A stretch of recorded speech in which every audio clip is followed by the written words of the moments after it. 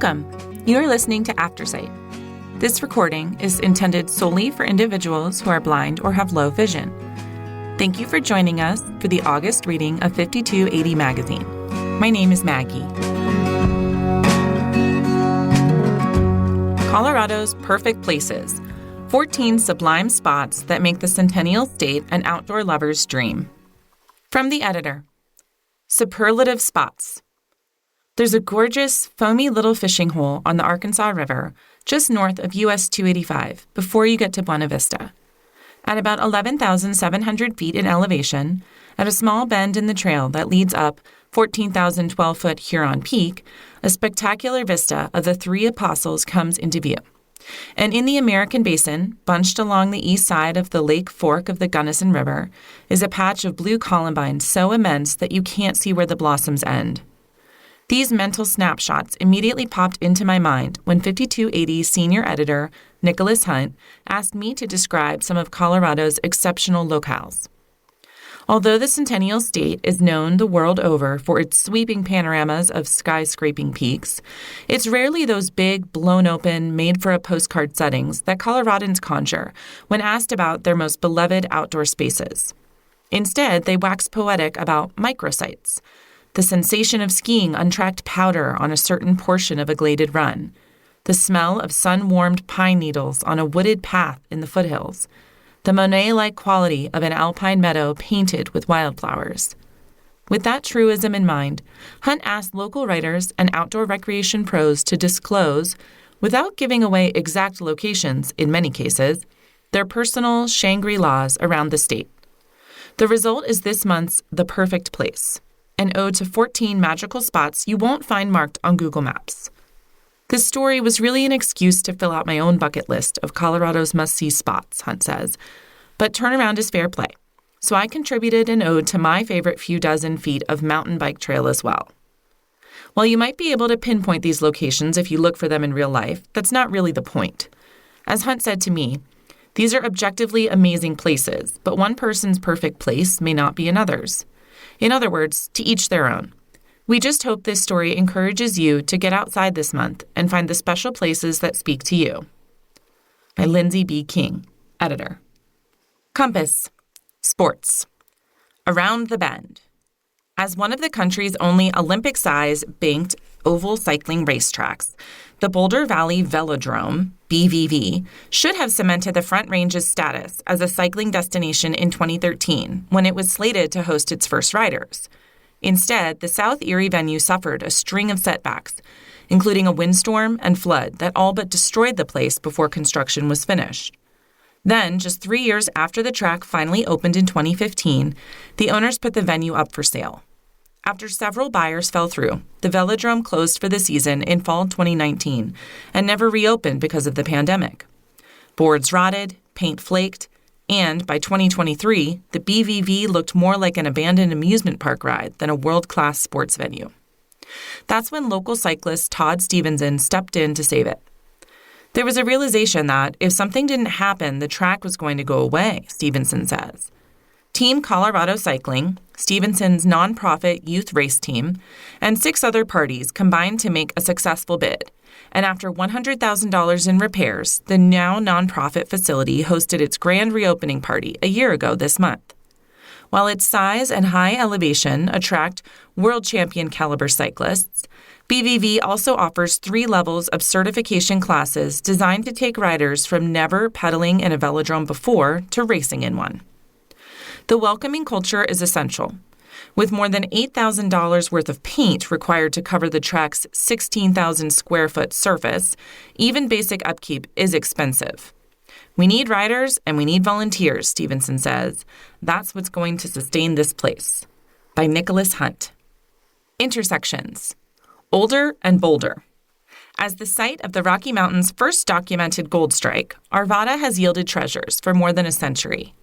To celebrate the city's 120th birthday this month, we mined these 5 events, shops, and bars to offer you a mix of old and new gems. 1. The Arvada Tavern, 5707 Old Wadsworth Boulevard. On April 7, 1933, just months after the repeal of Prohibition in the state, the Arvada Tavern received the city's first ever alcohol license. The local watering hole has since transformed into an upscale bar with elevated pub fare such as walnut-crusted salmon and a motherlode of craft cocktails like the Smoke and Mirrors, rye and peated whiskeys, Cardamaro, Benedictine, honey syrup, and cocoa and Angostura bitters. If you crave Prohibition-style boozing, however, step through the indoor telephone booth to enter Bernard's Tiki Room, a rum-soaked speakeasy that opened in 2023. Outside the Box 2, 5760 Old Wadsworth Boulevard, Units A and E. Co-founded in 2022 by former CBS4 meteorologist Chris Spears, Outside the Box is an eclectic shop in the heart of Old Town Arvada, or rather, eclectic shops. The first retail store proved so popular that Spears and his partner opened another location in the same building this past April. Where the original has curated gifts such as postcards, artisanal soaps, and heirloom seed collections, the new spot concentrates on home goods, including flower pots shaped like twinkle-eyed gnomes. Electric Cherry Shops and Studios, 5777 Old Wadsworth Boulevard, Suite R200. Owner Ali Skiba inherited her love of vinyl from her grandfather, who pressed albums at Specialty Records in Scranton, Pennsylvania. But if you don't share her passion for analog, don't worry. Electric Cherry's vintage clothing rack, classic Playboy issues, and local artwork will keep you entertained while your audiophile partner peruses the 4-year-old record store's section of new, used, and collector-worthy albums. Odyssey Beer Works, 5535 West 56th Avenue, Suite 107. You'll find this award-winning brewery just down the street from Arvada's Gold Strike Park, where, in 1850, a prospector from Georgia named Lewis Ralston first panned the precious metal from the stream that now bears his name. Odyssey pays tribute to that history with the tart Ralston Creek Radler, which pairs a light lager with a bright grapefruit juice, while the brewery's RTD, ready-to-drink, IPA, and easy-sipping 170 Colorado Pilsner honor model local icons. Arvada Days, Clear Creek Valley Park. With bounce houses, train rides, magic shows, and a new Nerf zone, this year's Arvada Days, August 24th, will be the birthday party we all wish we could have attended as kids. But the adults among us can celebrate too, by dancing to live music, browsing vendors, and sipping a pint or two at the beer garden, which benefits the Ralston House Child Advocacy Center. The best part? You don't have to bring a gift. Health. It's all in the delivery. Rates of overdoses in pregnant and postpartum patients are surging. The University of Colorado College of Nursing hopes to produce solutions. After witnessing her parents suffer from addiction, Felicia Gonzalez swore she'd never touched drugs. But when her 18-year-long marriage ended in a difficult divorce, Gonzalez began dating a man who struggled with substance use and soon found herself using opioids. Within a matter of months, she lost her job, her house, and her car to her addiction. Then the Pueblo resident tried to recover dozens of times over the next 3.5 years, but it wasn't until after Gonzalez gave birth to her third child in 2021 that she admitted herself into a rehabilitation program. She's been sober ever since. Other expectant and new moms have had a more difficult time overcoming addiction. According to a 2023 Colorado Department of Public Health and Environment report, accidental overdoses are the second leading cause of death among pregnant women in the Centennial State, behind suicide. And in a 2023 JAMA Psychiatry study, researchers found that overdose rates in pregnant and postpartum patients older than 35 tripled nationwide between 2018 and 2021. While the reasons for the increase are unknown, the paper's authors noted that the stigma surrounding addiction could prevent patients from seeking help. In January 2023, the University of Colorado College of Nursing responded to this growing crisis by launching an initiative that delivers no-cost, judgment-free assistance directly to new and future moms in the Denver metro area. The Recovery Coach Doula program employs caregivers who themselves have survived substance use. Like traditional doulas, they prepare women for childbirth and support them during labor, but they also have another duty: to advocate for their patients' specific needs. Gonzalez, who trained as a doula after becoming sober and joined the program's staff this past February, recalls a recent delivery in which the nurses blamed withdrawal medication for her client's high blood pressure. It was Gonzalez who realized the two were unrelated. These moms already have so much guilt, she says. It's our job to speak up for them. Care continues after birth with Gonzalez and Britt Westmoreland, the program's coordinator and only other doula, helping mothers manage their addictions by connecting them with recovery resources, providing emotional aid, and making sure their patients have access to support groups for 12 months after delivering. That time frame is key. Patients who suffer from addiction see increased rates of overdoses for up to a year following birth. But in a typical medical setting, Westmoreland says, postpartum mothers get one checkup 6 weeks after birth, and that's it. After a successful first year that saw Gonzalez and Westmoreland assist some 40 mothers, the program is in the process of expanding to Pueblo, where drug overdose rates nearly tripled between 2001 and 2016. But until CU has the funds to hire more doulas, the pair will mostly offer virtual support there. In the meantime, they've partnered with Pueblo-based healthcare teams who attend patient deliveries on their behalf. I always tell my clients, I wish I had a me when I was going through my addiction, Gonzalez says. It's nice to have support and resources that you don't know how to get when you're in such a dark place. By Barbara O'Neill. Music. Amped up. When it comes to Colorado venues, Red Rocks Amphitheater is the undisputed headliner. But the developers of the Ford Amphitheater, opening this month in Colorado Springs, believe their Coliseum's modern luxuries are the future of live music. Will those concert comforts steal Red Rocks' spotlight? We scoured each spot's liner notes to find out. By Spencer Campbell. Backstory. Ford Amphitheater. In 2016, Colorado Springs food magnate J.W. Roth hit play on Venue, a real estate development company that aims to elevate the live music experience. Think comfier seats, high-end eats and drinks. The Springs-based outfit has opened locations in its hometown and in Georgia, but the $90 million Ford Amphitheater will be its biggest venture yet. Backstory. Red Rocks Amphitheater. After making the heavens and the earth, God carved the world's only naturally perfect amphitheater in Morrison. Okay, the Civilian Conservation Corps helped a little by leveling the terrain between Ship and Creation Rocks in the 1930s to make way for seats and a stage. Best seats. Ford Amphitheater. For $250,000, the Ford will sell you one of its fire pit suites, or you can lease one for 99 years for a one-time fee of $200,000. While the latter's price tag doesn't include admission, owners can snag up to 8 tickets per show for $25 apiece. Sound expensive? Others didn't think so. Both options are already sold out. Best seats, Red Rock Amphitheater. Every seat is the same. 2 pieces of lumber and sandstone. Unless, that is, you score one of the dozens of planter boxes that flank the venue. They're not luxurious, but they are elevated enough to give you an unobstructed view of the band. Views. Ford Amphitheater. At the Ford, the audience faces the mountains so that Pikes Peak towers over the performers, and the Air Force Academy's Cadet Chapel looms to the right. Views. Red Rocks Amphitheater. Perched high above Denver, Red Rocks seems to survey the entire Eastern Plains, a vast expanse interrupted only by downtown's illuminated skyscrapers. Off-hour attractions. Ford Amphitheater. You don't have to wait for a show to score a table at Roth's Seafood and Chop House, a full-service establishment modeled on the old-school charm of Keen's, Roth's favorite New York City steakhouse.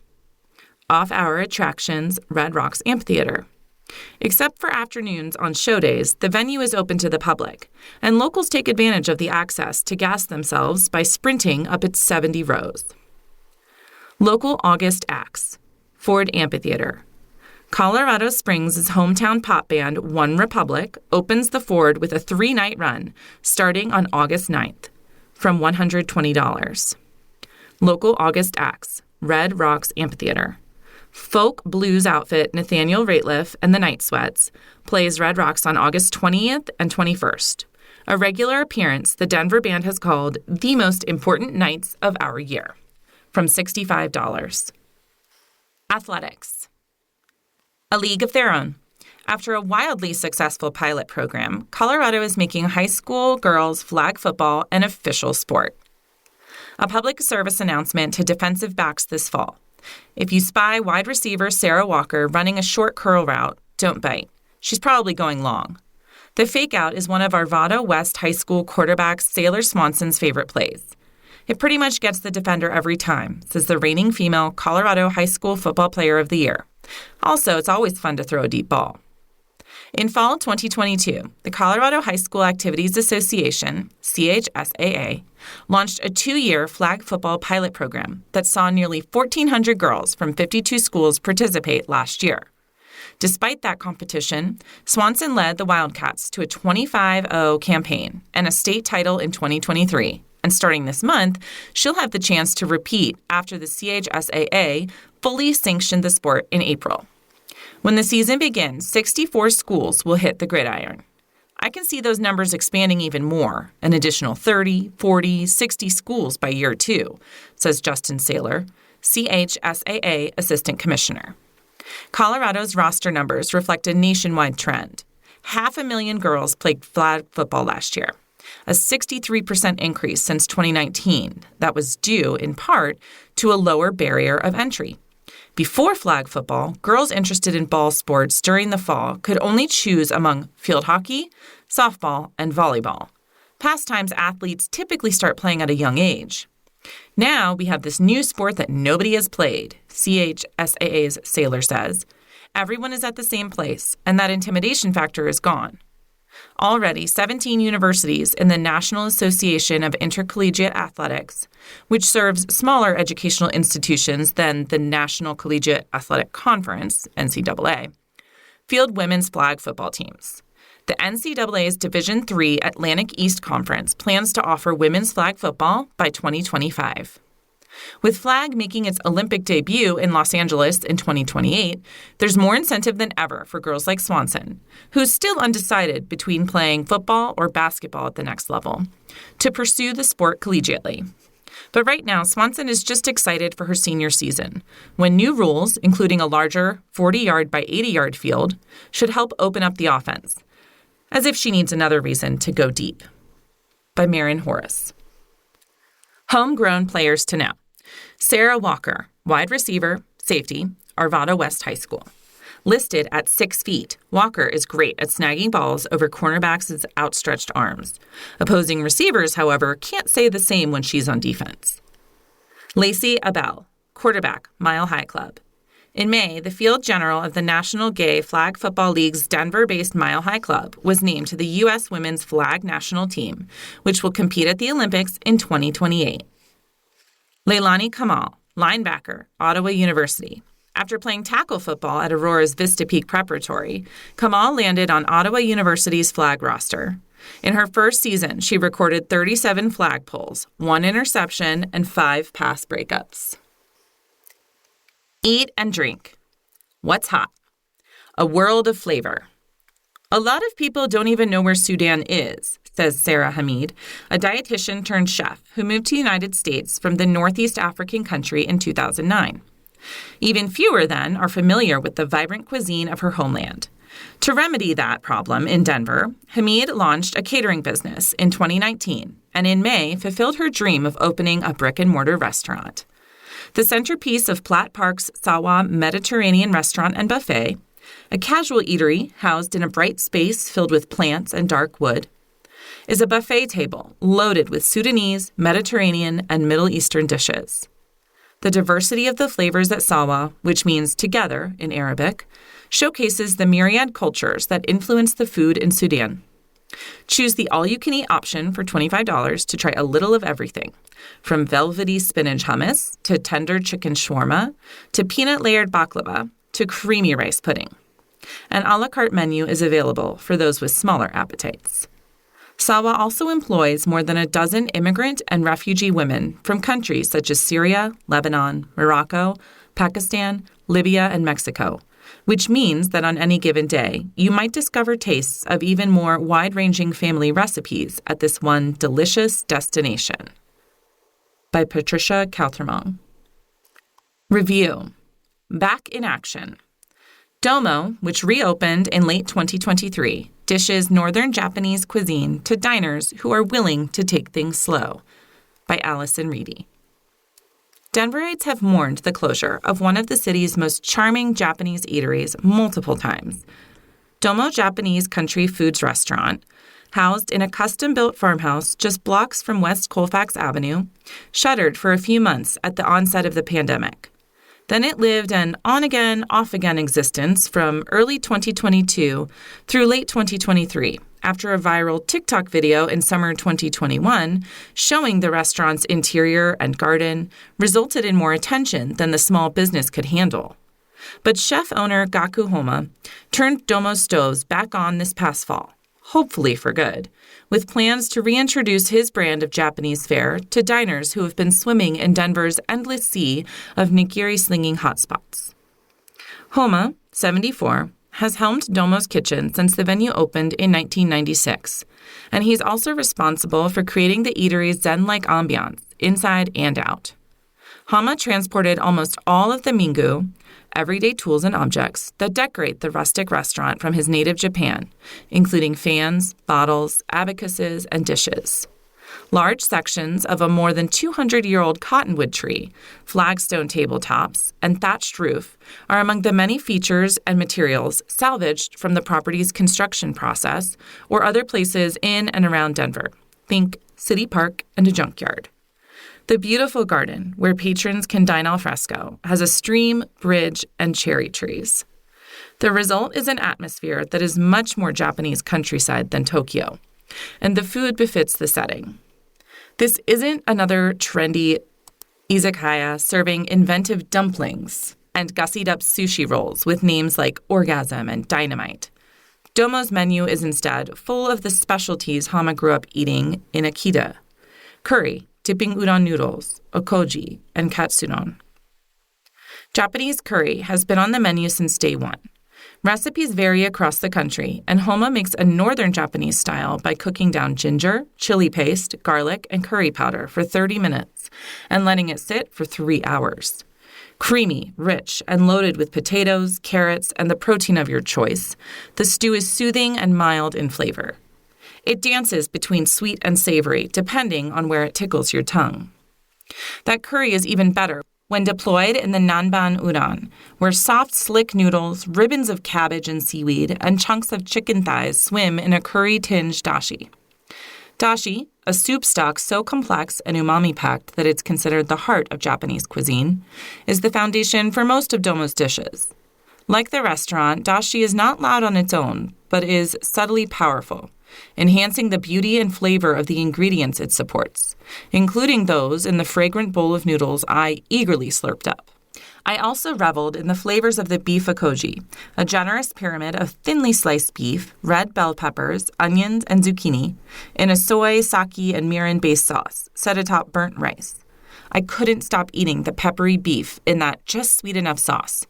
Homa says apples are the secret ingredient, but I wish the burnt rice was more, burnt.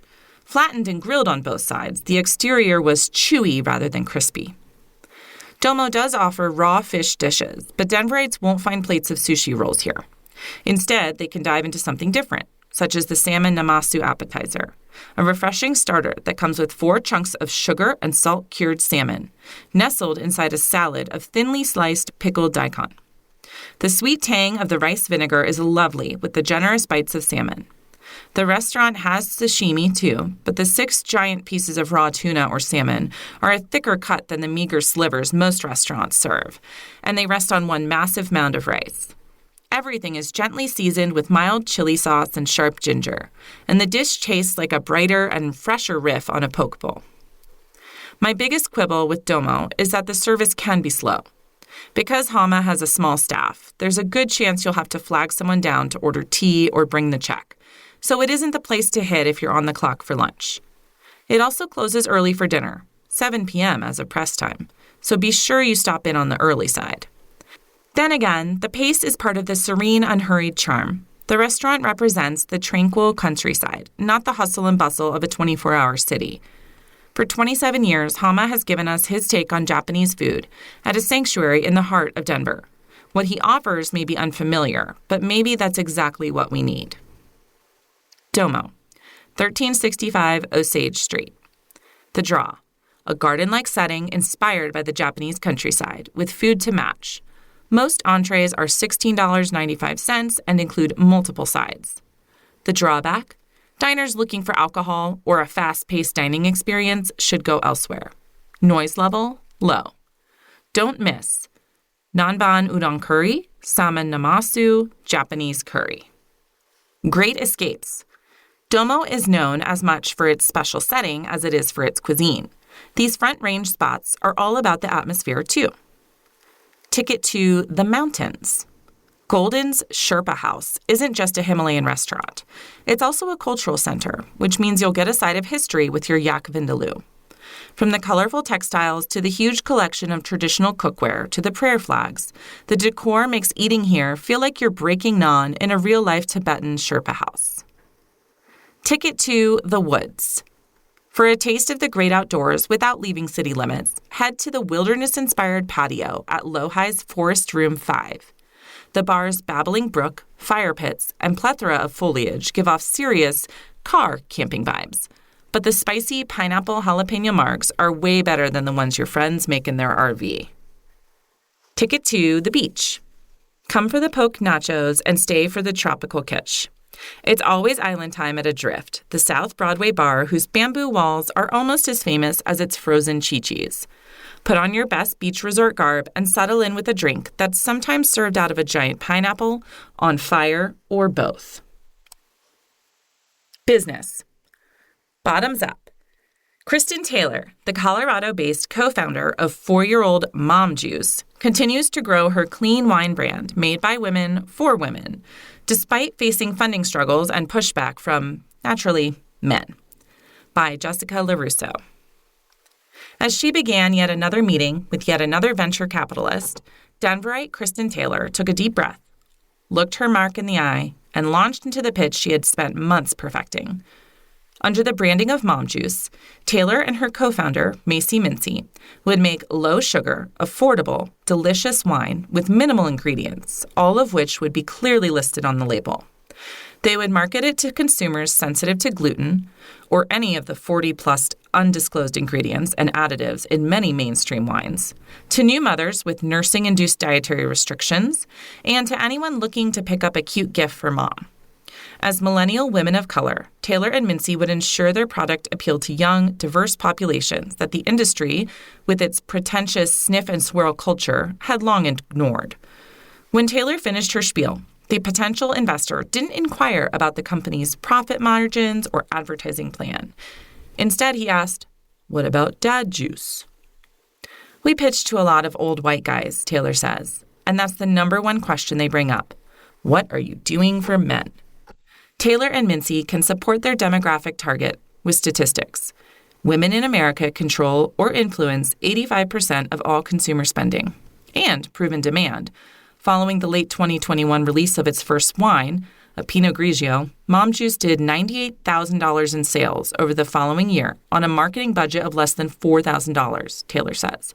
Still, investors seemed wary of backing a product with an intended audience as narrow as mothers and anyone who has a mother.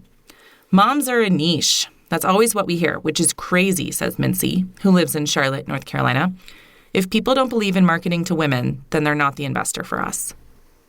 Thanks in part to high-grossing pop culture successes such as 2023's Barbie movie and Taylor Swift's Eras Tour, projects catering to female audiences are increasingly being seen as bankable. And by mid-summer 2024, Mom Juice had raised nearly $1 million, including a $20,000 prize from Pharrell Williams' Black Ambition Fund. Taylor and Mincy have expanded their line to include a rosé, a Sauvignon Blanc, a red blend, and a Cabernet Sauvignon, which are available in 400-plus stores across Colorado, North Carolina, and Tennessee. You're really putting your investment in the founder and your belief in what they're trying to do, says Paige Goss, the founder and CEO of Denver's Point Solutions Group, a cybersecurity systems integration firm. She's also an angel investor who's provided capital to more than 20 mostly women-led companies, including Mom Juice. I met Kristen and I was like, well, she's going to pretty much do anything she wants. What Taylor wants next is a lead investor to write a big, fat check, an act that would spur others to do the same through a new round of funding. That money would underwrite Mom Juice's larger ambition to create more products, including a non-alcoholic wine, and secure shelf space in retailers across the nation. But even putting aside the historical disadvantages facing people who look like Taylor and Mincy, in 2022, women founders received less than 2% of investment dollars in the United States, and women of color got just 0.39%. Now is a tough time for anyone to raise money in Colorado, Goss says. Not enough of the homegrown businesses that received lots of investment during the pandemic have gone public or been acquired, which means money isn't flowing back to angels or VCs. We're all cash-strapped, Goss says, adding that uncertainty around this fall's presidential election is also creating hesitancy to invest. Over the first half of this year, Mom Juice went through the due diligence process with multiple Denver VC firms. Again and again, Taylor says, they were told that they had passed the vetting requirements and that investors loved the product, but no one was willing to sign a deal. What we're seeing is everyone talking about women in venture funding. We should get women more funding. We should find more businesses that are profitable. We should fund Black women, Taylor says. But when it comes to doing the work, no one wants to actually do that part. I need someone to step up. When the pandemic hit, Taylor worked for Dish Networks' in-house creative agency. After going remote, she found she had time to take on freelance marketing and branding consulting gigs, one of which was launching The Guilty Grape, a Black and woman-owned wine brand based in Dallas.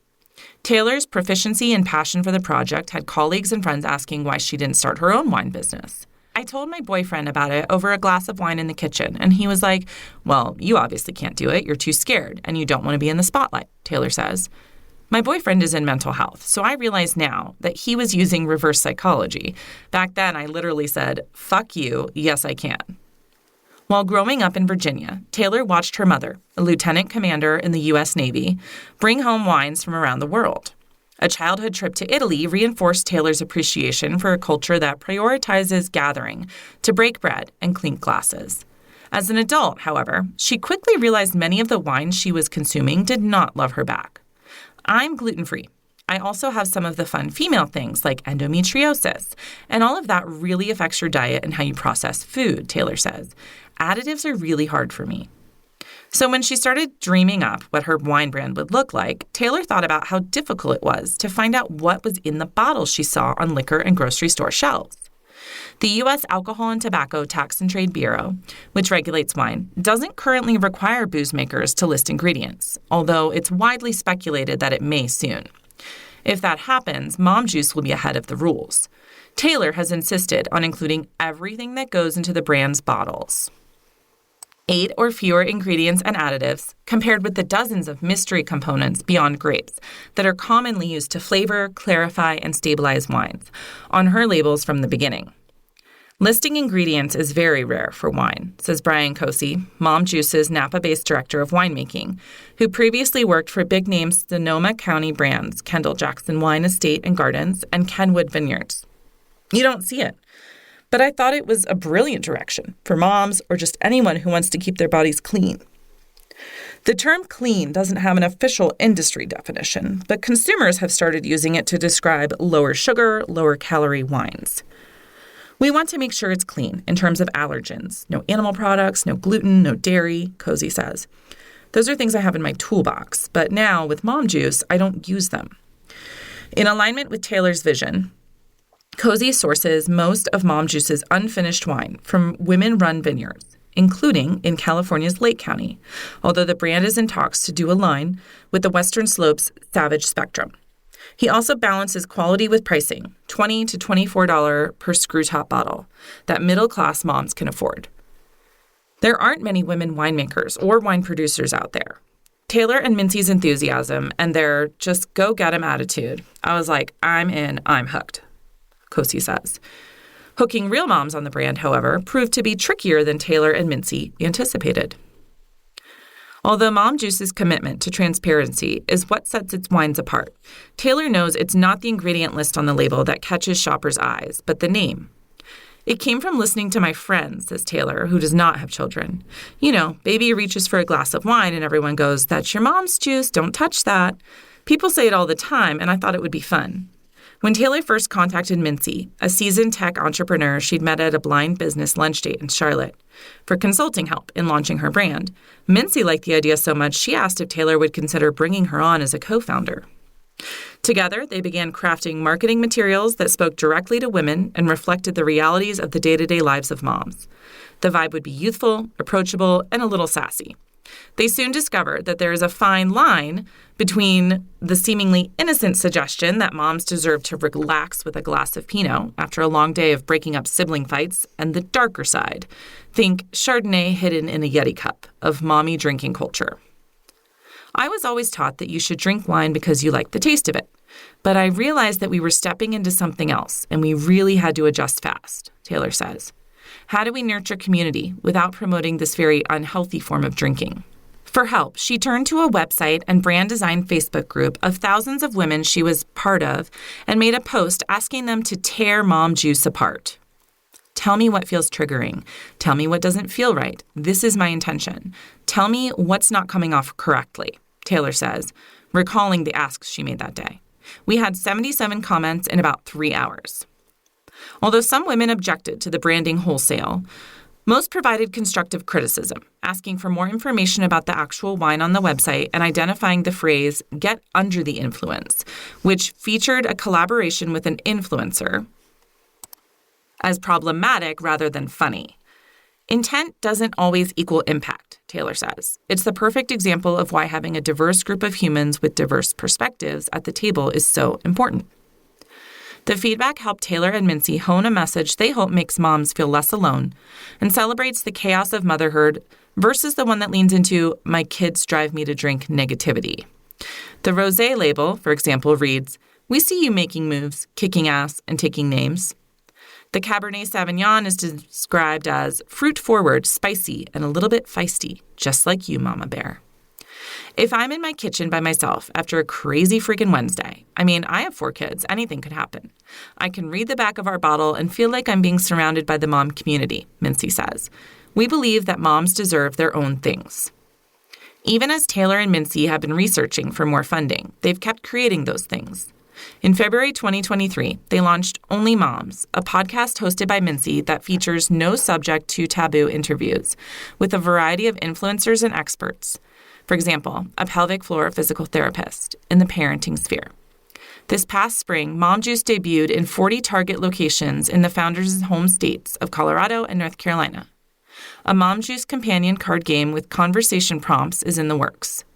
And Taylor has spent the past 2 years researching and conceptualizing a non-alcoholic, low-sugar sparkling wine she hopes to launch as soon as possible, once enough dollars come in to produce it.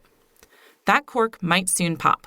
At press time, Mom Juice was close to an agreement with a Colorado VC firm, according to Taylor. In addition to bringing a non-alcoholic wine to market, Taylor would use the infusion of money to grow her sales and marketing team and expand the brand's presence at tastings and festivals throughout Colorado. Doing so would create not just more visibility for the wine, but also for its founders' success breaking into both the alcohol industry and the VC world, 2 traditionally white, traditionally male spaces. I love the wine, I drink the wine. And I've called my own wine Mom Juice 150 times, Goss says. But this is about something bigger than just wine. If you put money into specific markets, they grow. If you put money into specific founders, they grow. They're setting the stage for women of color to make a bigger impact. The perfect place. We challenged our writers and a handful of local experts to name the Centennial States' finest locales, down to a few square feet. What we got wasn't just a travel guide. It was a love letter to Colorado. Edited by Nicholas Hunt. The perfect half-mile to run and birdwatch. Little Dry Creek Trail, Arvada. Bird running is oxymoronic. Running asks us to go fast. Birding requires us to slow down, to be still. When I turn my head skyward while pounding the pavement, however, I ease up just enough to see the patches of color beneath the bird's wings with my naked eyes. Like these fowl, I am in motion.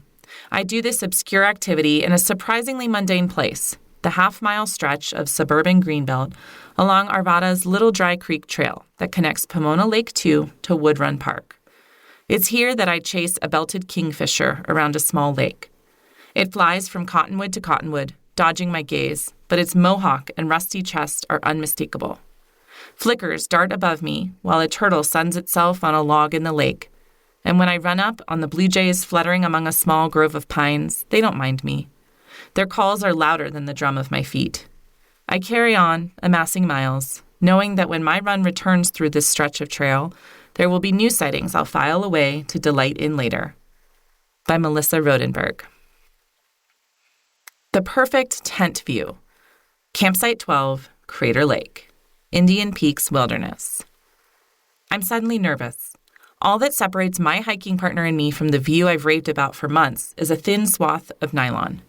My refrain, it's just like the Italian Dolomites, but without the espresso bar, is getting old, and I'm worried the spectacle won't live up to my hype. Rachel and I have been backpacking buddies for years. And lately, she's been helping me research slices of backcountry bliss for a guidebook I'm writing. We've pitched tents amid some of the country's grandest scenery, including Zion National Park and California's Lost Coast. Nothing against those pretty places, but you don't wake up in the goods like you do at Crater Lake's Campsite 12. The same can't be said for many of the Indian Peaks Wilderness's other bivouacs, which are usually relegated to pine groves away from any water. Campsite 12, on the other hand, offers an unbroken vista of the pool we've trekked 7 miles to savor. We set up by headlamp last night, so to heighten the drama, I wait for the sun to fully reveal itself. Then I unzip the door. Lone Eagle Peak dominates the scene. Not even 12,000 feet tall, the conical mountain may be short by Colorado standards, but from this low vantage, the snow-smeared summits behind it fan out like a kingly retinue. Crater Lake's surface is so still that I'm treated to a pair of peaks as I tiptoe to the shore to collect water for coffee. Rachel is still in her sleeping bag, looking out the tent flap, mouth agape. Only a hot cup of instant espresso could improve the view. By Maren Horace. The perfect backcountry ski turn. San Juan Mountains near Silverton. Aaron Rice knows snow. Not only is he a lead instructor at Silverton Avalanche School and an American Mountain Guides Association apprentice ski guide, but the 35-year-old also studied snow science at the University of Colorado Boulder. Plus, he hasn't missed a ski season since he was 3. So when he put his mind to designating the best single backcountry ski turn within the state's rectangular borders, it's no surprise he took a methodical approach. I've heard it said that there are 3 kinds of skiers, he says. Folks who ski for the feeling of it, folks who ski for the challenge of it, and folks who ski for the aesthetic.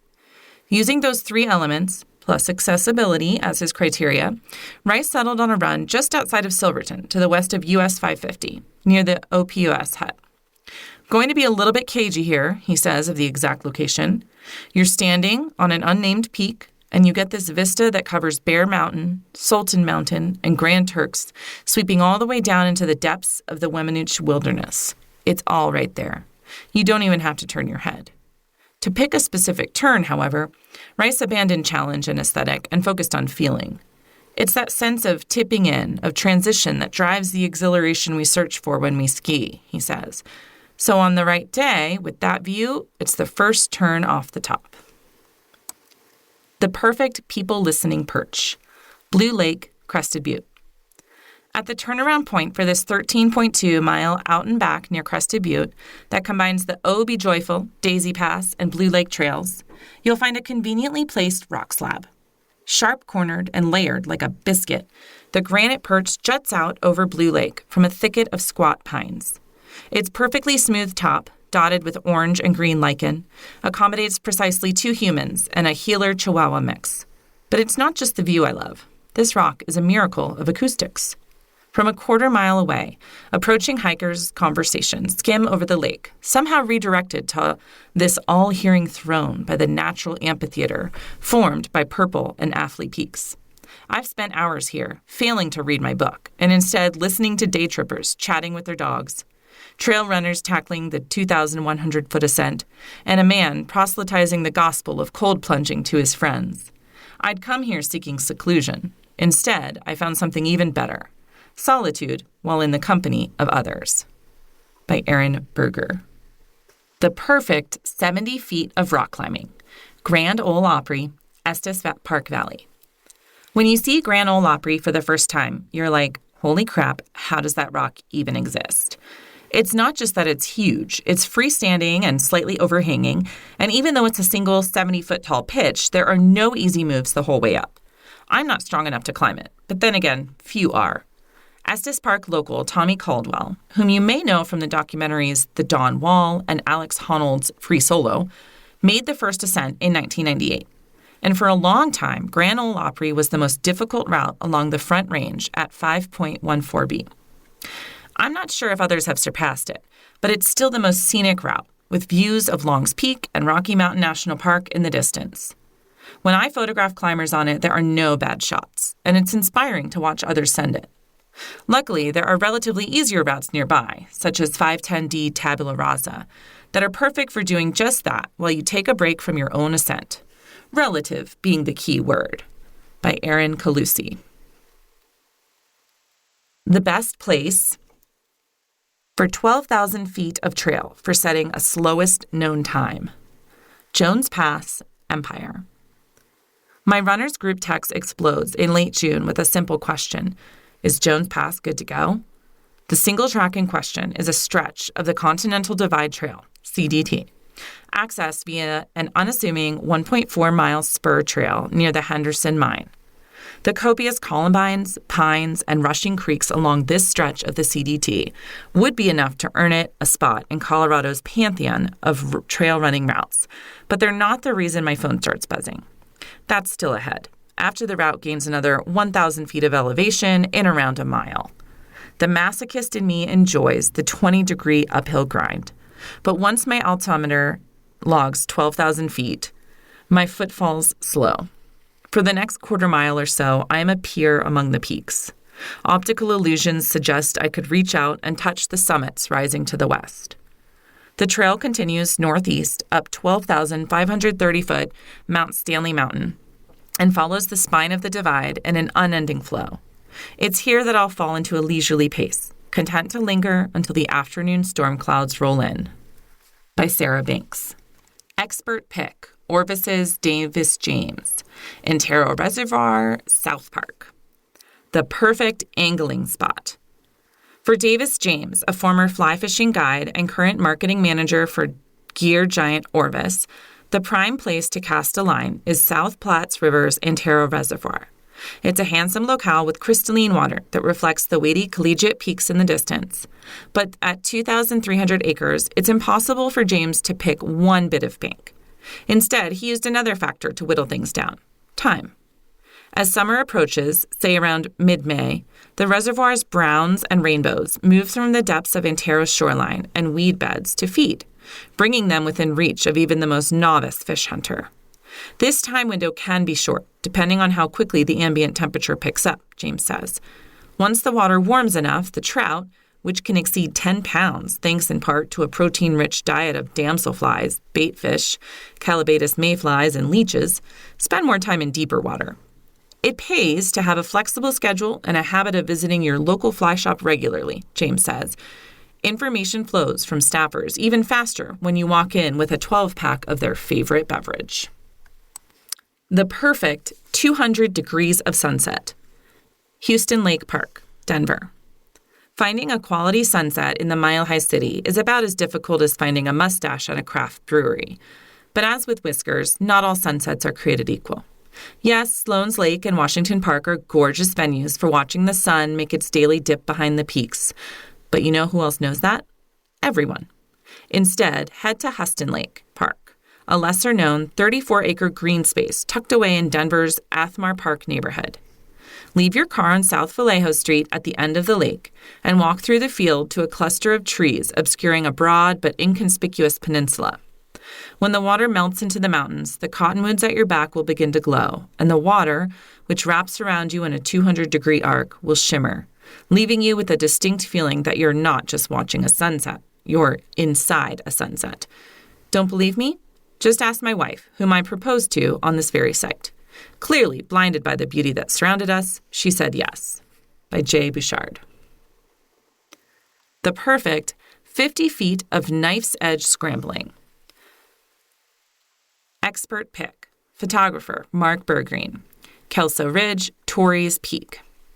Mark Bergreen likes Gray's and Torrey's Peaks for a lot of reasons.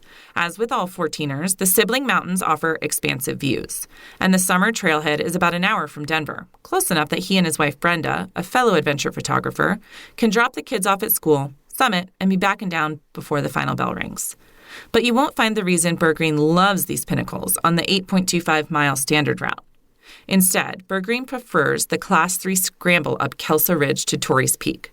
I'm more of a rock climber, he says, so it's fun for me to do something that has a little bit of exposure. The ridge offers plenty of that. It gets progressively steeper, Bergreen says, but there are areas where you can drop down to one side or the other to reduce your level of exposure or commitment. That is, until you reach the knife's edge, where for 50 feet or so, you have to walk along the blade. Luckily, in a state known for inferior rock that can crumble, the stone here is solid, making for a safer ascent. Still, he says, it's a lot more exciting than a traditional walk up the trail with tourists from Texas.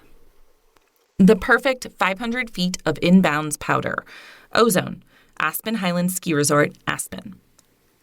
I spent much of my early adulthood scouring skiing's holy places for powder lines. There are the silky post-storm turns on Beluga's north face in St. Anton, Austria, and the plunge midway down La Voûte Couleur in La Grave, France, where skiers drop into a silent snow vortex. But in my early 30s, after I'd scratched the itch for exotic ski locales, but was still hungry for snowy, high alpine descents, I finally hoofed it up Aspen Skiing Company's Highland Bowl and discovered a big mountain pitch that serves up some of the best steep resort skiing in Colorado, and maybe even the lower 48. From the top of Lodge Peak Lift, a 45-minute boot pack delivers you to Ozone, one of the bowl's 18 or so designated lines. The run is a direct shot off 12,392-foot Highland Peak, from where you can see the Maroon Bells to the south and Red Mountain to the north. Click your poles together under the fluttering prayer flags and slide in the 270-acre arena. While there's 2,500 vertical feet of prime skiing here, it's the mid-section of Ozone, 500 feet of sustained fall-line skiing that's ideal for flowing powder turns. At a 40-degree pitch, gravity coaxes your legs into an effortless rhythm. Your speed slowed by the 6 to 18 inches of low-density snow that can blanket the upper elevations of the Elk Mountains. And unlike Beluga or Lavaut, Highland Bowl is bombed for avalanches. So there's all the fun and little of the risk. As you descend, the valley spreads out before you. It's all sky and snow and the hiss of skis, and you might, for a moment, experience the sensation of flying. By Kelly Manley. The perfect disc golf hole. Beaver Ranch Disc Golf Course, Conifer. I am not a good disc golfer. The beauty of Colorado's mountain courses, though, is that they're really just hikes enhanced by the opportunity to throw specialized discs at middle baskets.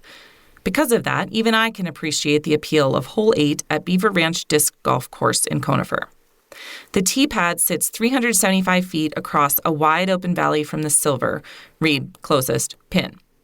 I can't drive that far yet, but as I take in the scene, verdant grass dotted with white wildflowers, a meandering red dirt path to the target's hillside perch, evergreens lining the fairway, cobalt blue skies, I like to pretend I can. I envision my disc soaring from my hand in a perfect S-curve. I hear the rattle of chains echoing as the flying saucer finds its mark. I feel the high fives from my companions who will sign my ace disc once I've retrieved it.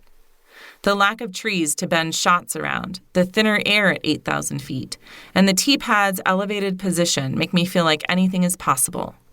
Until I get that kind of distance, however, I'll continue enjoying the view and trying to land my approach shots softly enough that they don't roll back down into the valley. By Jessica LaRusso. Expert pick. Astrophotographer Jordan Neumeier, Sweetwater Lake, White River National Forest. The perfect site to photograph the Milky Way. When Dark Sky Colorado asked Jordan Neumeier to take images at the Flat Tops Wilderness Area's Sweetwater Lake to help it certify the area as an official dark sky place, The Erie-based astrophotographer knew it would be a special spot. But even with those high expectations, Neumeier wasn't prepared for what he found. "It's one of the darkest skies I've seen," he says. "You get confused by the numbers of stars you can see." Although the lake isn't the darkest spot in the state, it's between a Class 1 and a Class 2 on the Bortle scale, where Class 1 is pitch black and Class 9 is an inner-city sky. If you hike to the northeastern shore, you can set up your camera to capture the Milky Way as it comes into view over the water. On Neumeier's February 2022 visit, that required tromping through the snow at 3 a.m. The spiral galaxy rises earlier as warmer weather arrives, from around midnight in late May to closer to 9 p.m. toward the end of September. Just remember to plan around the lunar calendar.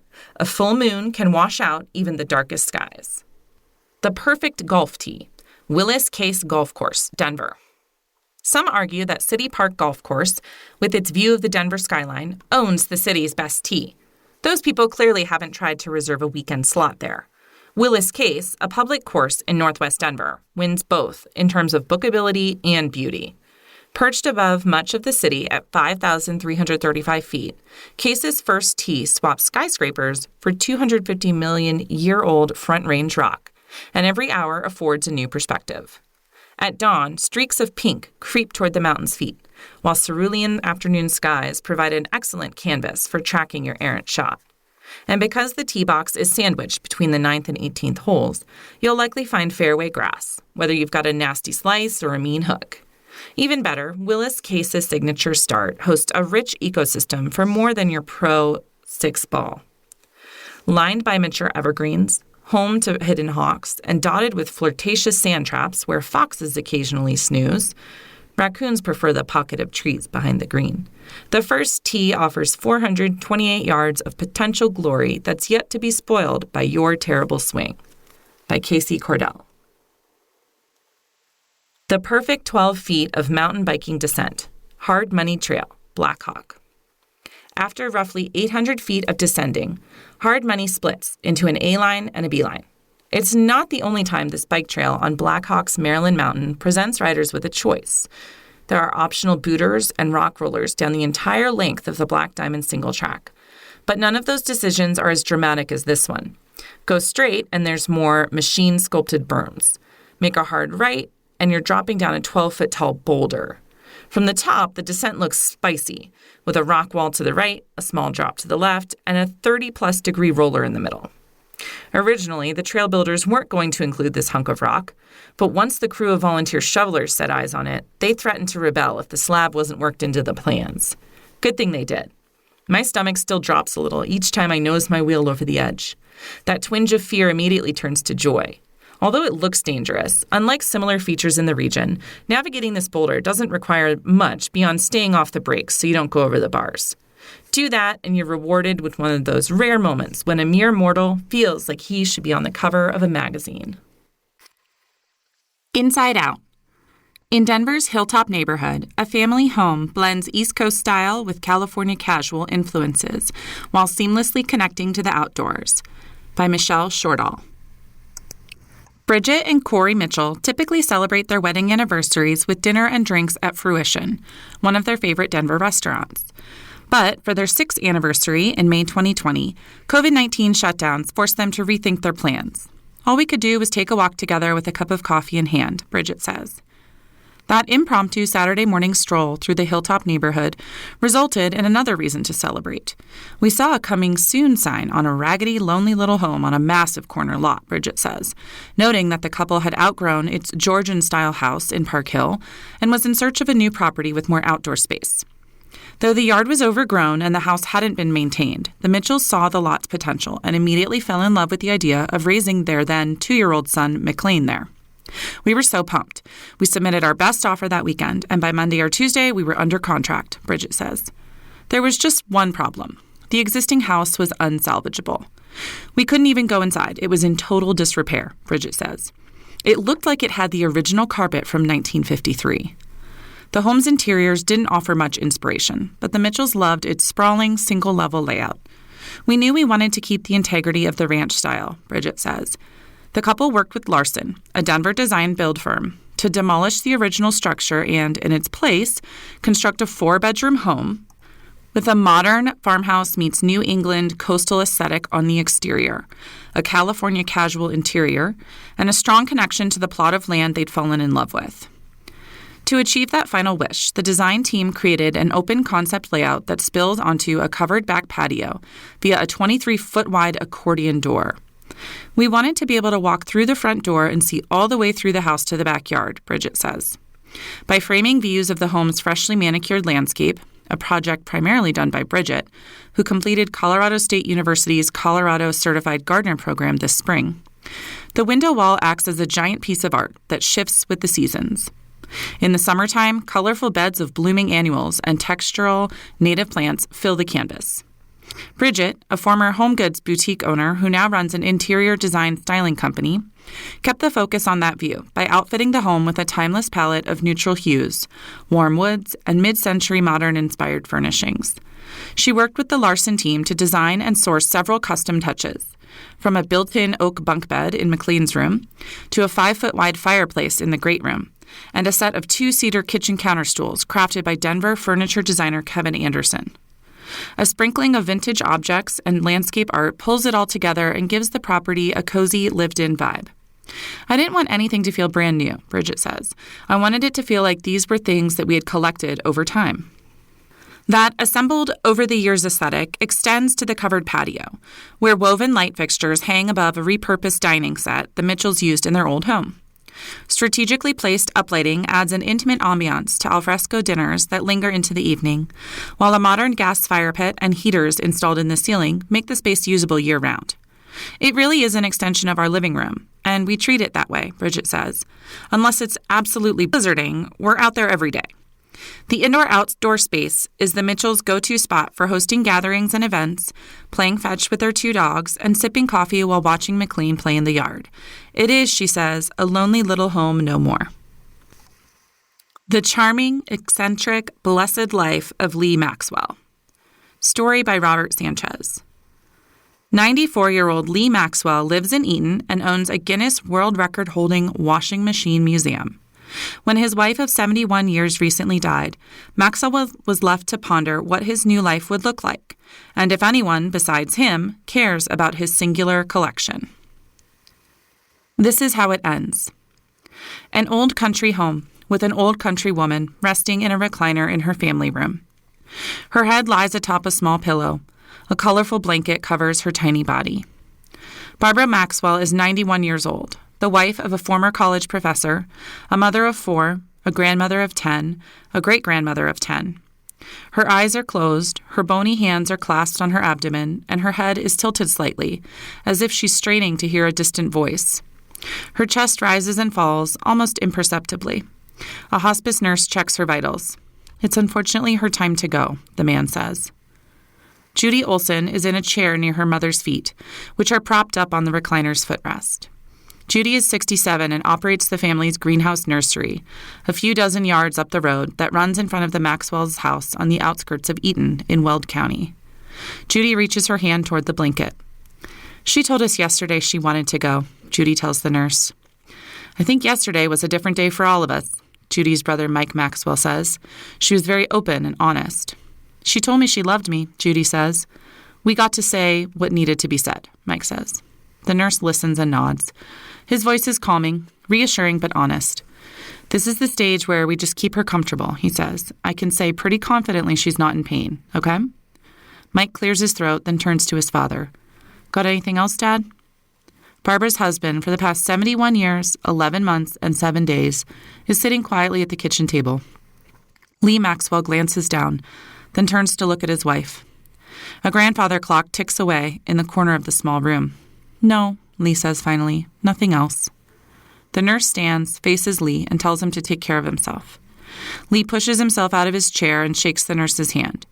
He walks across the wooden floor, past the clock, past the bedroom, past the framed photos lining the shelves and walls. He reaches his office near the front door, where books and papers are stacked on shelves and scattered about his desk, where I'm watching his wife's final hours on a tiny, closed-circuit video screen next to Lee's computer. He pokes his head inside the doorway. I need a walk, Lee says. Moments later, he opens the front door, steps into the cool March air, and disappears. For years, Lee had been something of an enigma in the town. Doc Brown without the DeLorean. Over the course of 4 decades, the retired electrical engineering professor built a collection of antique washing machines, which now number more than 1,500, and earned him a Guinness World Record. Lee's collection, known officially as Lee Maxwell's Washing Machine Museum, holds objects that span around 200 years of mechanical innovation: wood, steel, copper, and brass appliances, all of which he stores in a pair of massive warehouses on his property. He was an expert in the esoteric. Not only did he have the most comprehensive collection of washing machines on the planet, but Lee also collected antique mop wringers, irons, and vacuum stomps. He'd built the menagerie, he says, because he was intrigued by the washers' mechanics and, over time, became interested in their histories as well. The assemblage was also, he thought, just really, really cool. A steady flow of visitors, up to 700 a year, from around the world would pass through the warehouses and marvel at his pieces, which include an 1885 Guffin steam washing machine, something called a torpedo washer, and antique whirlpools. CBS's Sunday morning program profiled Lee in 2018. The spin doctor, Jane Pauley had called him. The washing machines came from auctions and estate sales and junkyards and dilapidated barns in all 50 states, plus locations across Europe and Australia. He'd photographed each one and documented them at oldwash.com, a website his son Mike designed and maintains. In addition to serving as a repository for information on washing machines, the site includes hundreds of washing machine patents and dozens of washing machine-related articles Lee's penned over the years. Lee began collecting in 1985, the same year he retired from his job at Colorado State University, where he had taught for more than 20 years. As the decades passed, washing machines materialized on his property. Neighbors and strangers who'd heard the legend of Lee Maxwell's collection would simply roll up in pickups to drop off another rusted discovery. One day this past December, I drove past an old washing machine sitting at the end of Lee's gravel driveway and parked outside his house, a stately, late 19th century white brick structure. The property stretches 17 acres, with a large pond on the west side, and encompasses the Eaton Grove Nursery, as well as a separate house for Judy. Mike lives on an adjacent plot of land. 2 peacocks lounge atop Lee's workshop, and several more skitter across the drive. An old water tower constructed of wood rises over the surrounding dirt fields. A sign near the door reads, "Lee Maxwell, collector of old and unusual." Splintered wooden siding covers the exterior of Lee's workshop. I knock on the door, and he answers in a pair of worn brown overalls. He's wearing a tattered jacket. His thick white hair stands up on the top of his head. Flames crackle in the potbelly fireplace near the doorway. Handmade wooden gears and slats cover a workbench. Along 2 walls are drawers with labels for things like wringer spring bars, lid hinges, top wing bolts, agitator crowns, and something called TITS. I don't ask. A large monitor displays an image of his website. Another tab is open to an eBay search for antique clothing irons. You always have to be on the lookout, he says. Mike eventually stops by, and the two take me on a brief tour of the warehouses, which don't have heaters and are bitterly cold. Lee walks through the warren of mechanical oddities while Mike watches his father's footsteps, ready to catch him if he stumbles. "Watch yourself, Dad," Mike calls out every few minutes. I check out the wooden tub Clorinda Dolly washer from 1917 and a Bendix washer, the first mass-produced rotating drum washer from 1937. I pop open the door on a white Maytag model SE1000, the company's first stacked washer and dryer, released in 1987. "Sometimes I wonder why anyone but me cares about this," Lee says. I can't tell if he's being modest or if he's asking an existential question about what his massive collection means. The temperature has fallen below freezing in one of the warehouses, and Mike interrupts us. "We can't have you getting a cold," he tells his father. "I'm not ready to deal with that." Lee agrees. He turns off the lights and shuts the door behind him.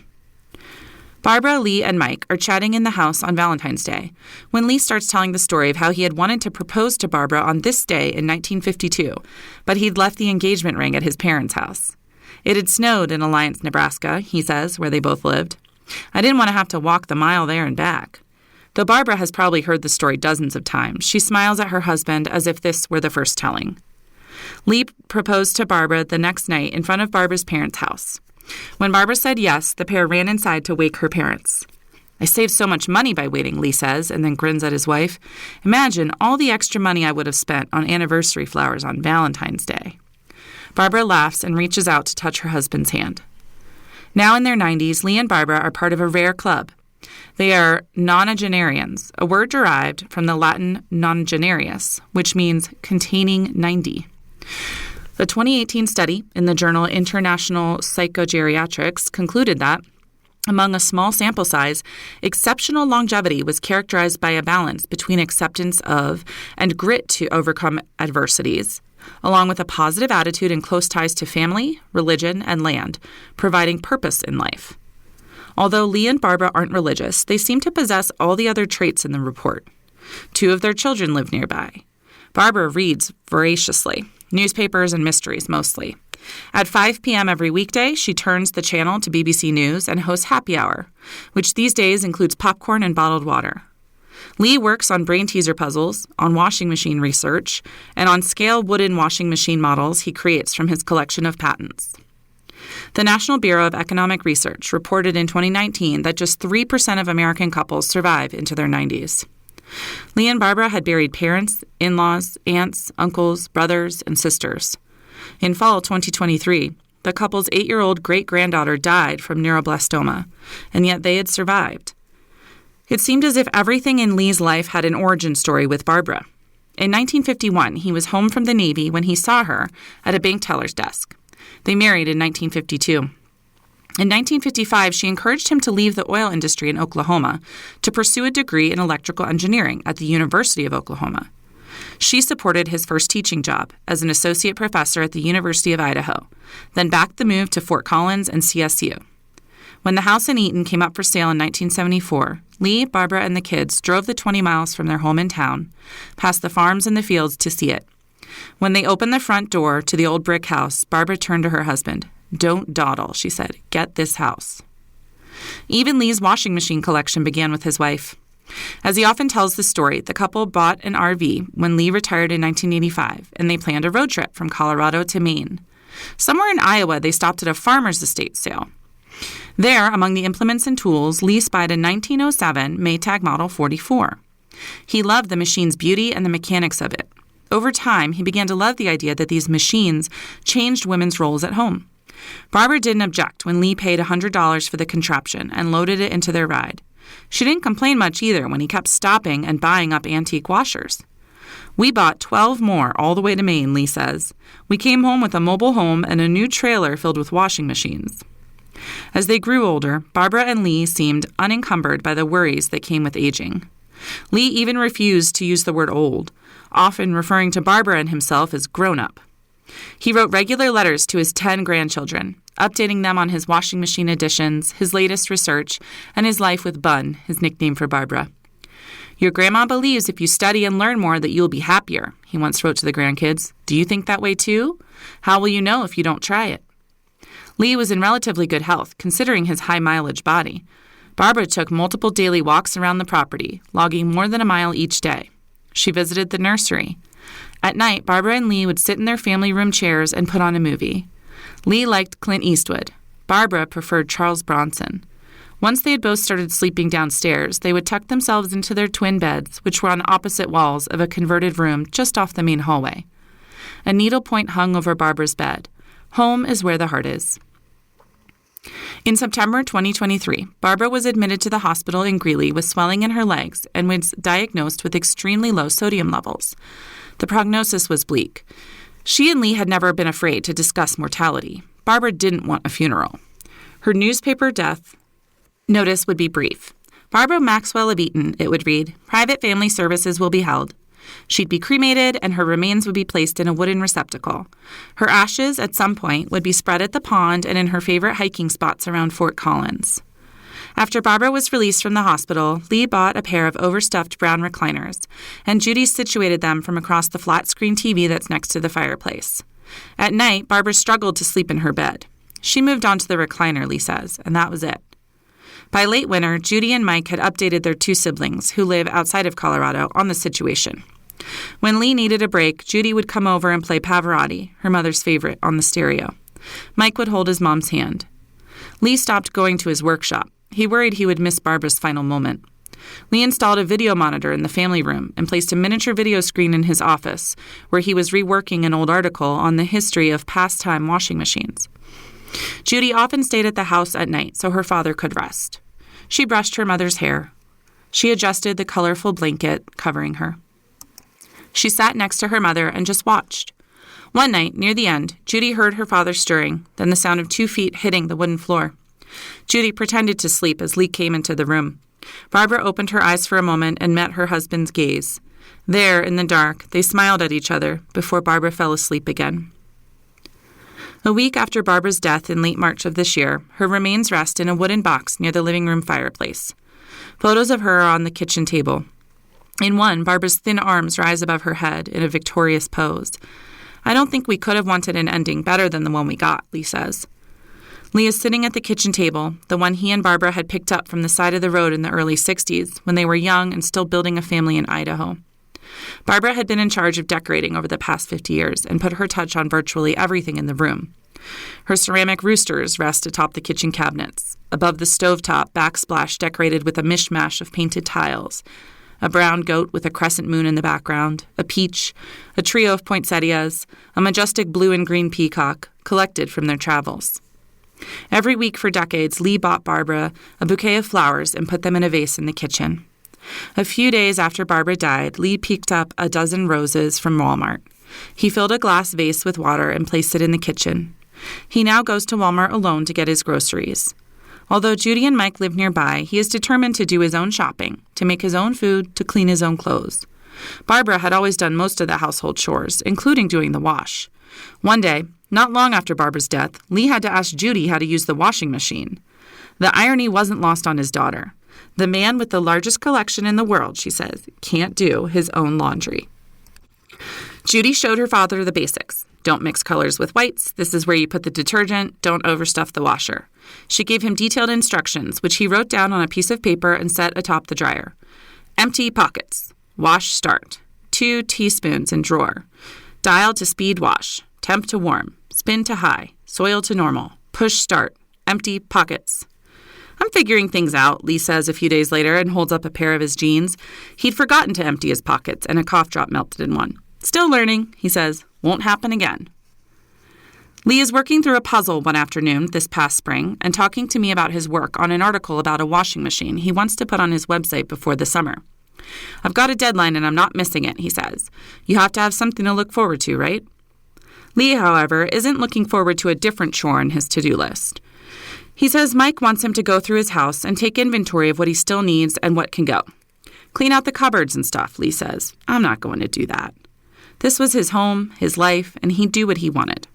Barbara's wooden signs, The Simple Life, and Wine Gets Better with Age, still hang from the kitchen walls. Her books are on tables and chairs. Her blouses and pants and shoes remain untouched in the bedroom, which is made up just the way she had it before she'd moved to the recliner. Her photographs rest in a glass cabinet and atop the piano Barbara and Lee bought 60 years ago. Her denim jacket dangles from a door near the TV, as if ready for a springtime walk to the pond. If that wasn't hanging there, it would be empty, Lee says. It's already empty enough. As he's talking, his cell rings. Lee picks up. It's one of his friends. How you doing, Lee? The voice says. I was just checking in. You know, Lee says, drawing out his words, I'm extra splendicious in a tangential way right now. The voice on the other end pauses, then says, Have you gotten any new machines? Not really, Lee says. The two talk for a little bit, and then the friend says, Lee, you said you're extra splendicious, but in a tangential way. Why's that? Lee's eyes go soft. Oh, he says, you don't know? He looks at the ceiling. Barbara passed away. Oh, Lee, the voice says, I'm sorry, I didn't. I'm so sorry. The call is brief, uncomfortable. At some point, it's unclear who's comforting whom. She was beautiful and wonderful, Lee finally says. I lived every day like I was the luckiest person. Lee pulls out a golf cart one day this past spring and drives around the pond on the property. Geese had flown in and were taking over the area. Lee stops every 50 yards or so to see if he can spy an egg. He drives the cart along the water's edge, passing a rusted tractor he'd gotten from an estate sale decades ago. He passes the back end of the nursery, where employees are unloading trees. Then he heads back home and after parking the cart, wanders to his workshop. For as long as he can remember, this has been his oasis, the place where he can shut out the rest of the world and concentrate. Today, it feels more like a refuge, a bunker against the realities outside the door. He fiddles with a scale model of an 1865 washing machine, which had been developed by a man named Mason Pike of North Leverett, Massachusetts. Lee's wooden model is around 2 feet long, with hand-sawed gears the size of fists, and a wooden arm that pumps up and down. Lee adjusts his bifocals and looks at the pieces of wood scattered atop his workbench. "Let me see here," he says. He presses a thin wooden slat against his model and scrunches his nose. He studies the rest of the model and realizes he's made a mistake. He put a wooden arm in the wrong position. "Will you look at that?" he says. Another person might be upset by the discovery, but Lee's energized, excited to have a problem he can fix. A little before noon, Lee heads back to the house. His eldest granddaughter, who is in town from California to help her mother around the nursery, shows up at the door and lets herself in. "Hey, Grandpa," Brandy Shakibai, 41, says. "What are you up to today?" "You know," Lee says. Brandy had helped Lee pick out an air fryer, another step in Lee's independence. Lee had come to treat the air fryer like a culinary miracle. "You just put the food in and you don't have to worry about it," he marveled. Brandy showed him how to adjust the settings, how Lee's Brussels sprouts could cook in just 5 minutes. "The perfect char," Lee says. "Thank you for that." "Anything for you," Brandy says. Brandy tells her grandfather how she loves her visits home, how she finds a bit of zen watering plants over at the nursery. She says she feels close to her grandmother when she's working with the greenery. Judy, who's also at the house, says she remembers her mother at the nursery, hanging out, sitting and chatting with customers. Lee tells the story of how he saw 19-year-old Barbara at the bank in Nebraska, how his previous girlfriend had written him a Dear John letter, and he'd found himself ready for a new relationship. Grandma's best friend took her boyfriend away from her, Lee says. "Lucky for me." Brandy and Judy laugh. "Grandma said you guys talked for 45 minutes, Brandy says. You asked her out and she said, 'No, I'm not that kind of girl.'"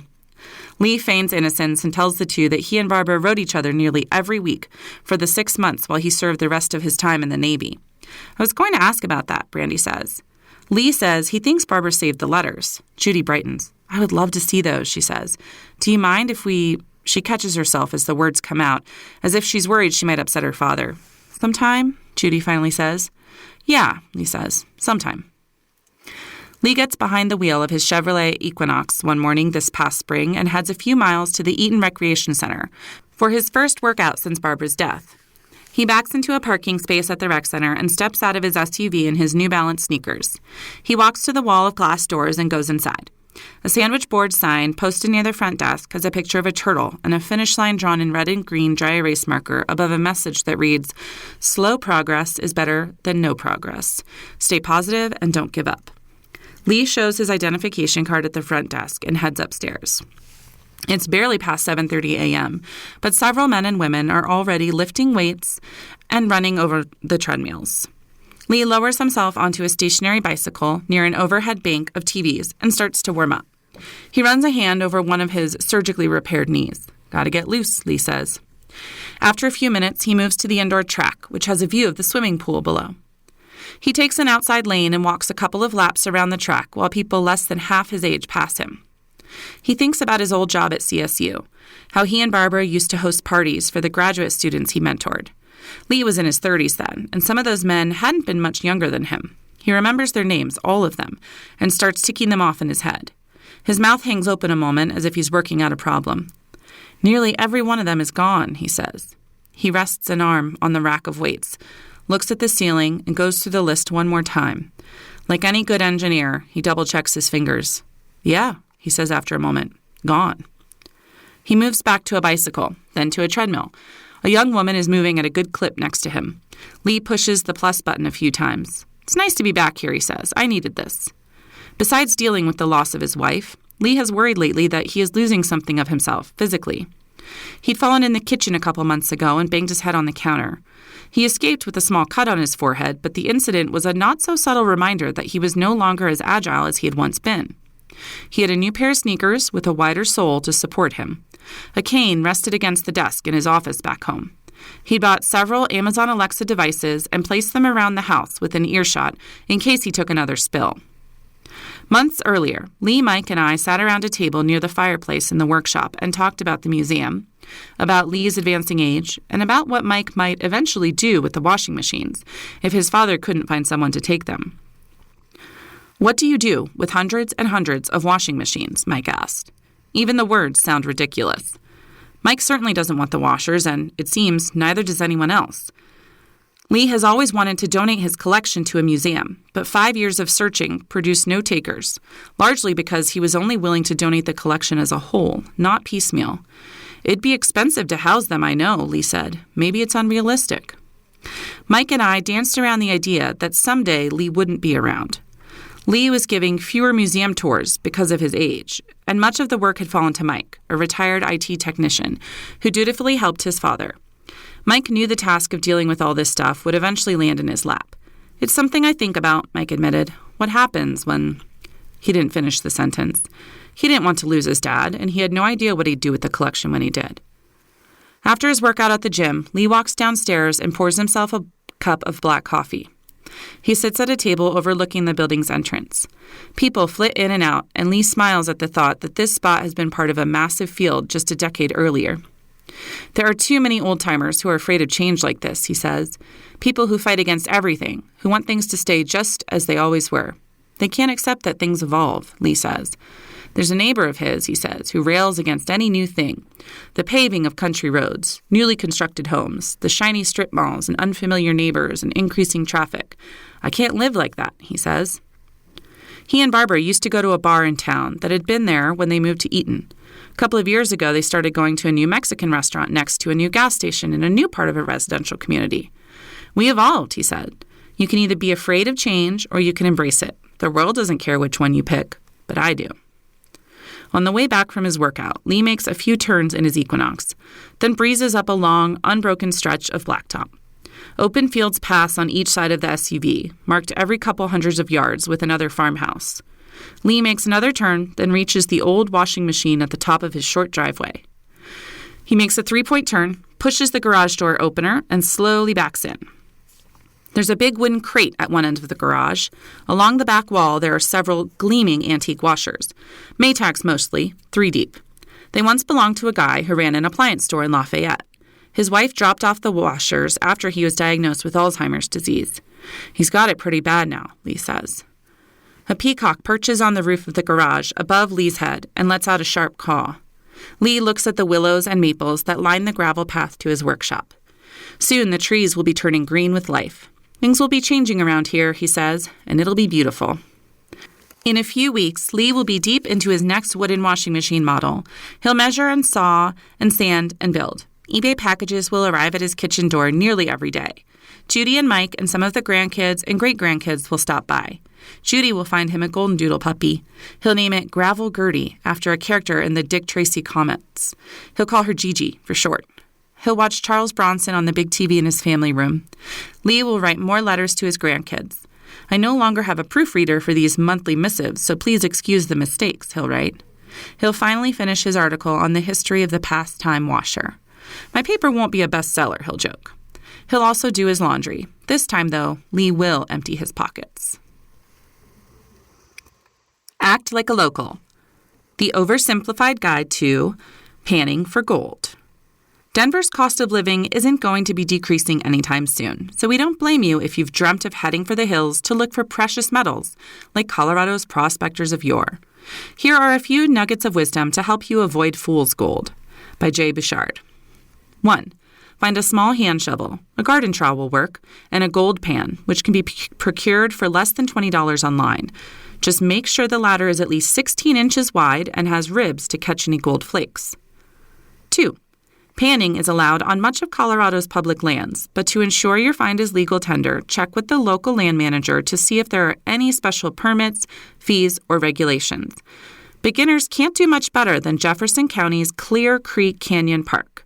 Its namesake watershed was home to the first gold strike in the region. 3.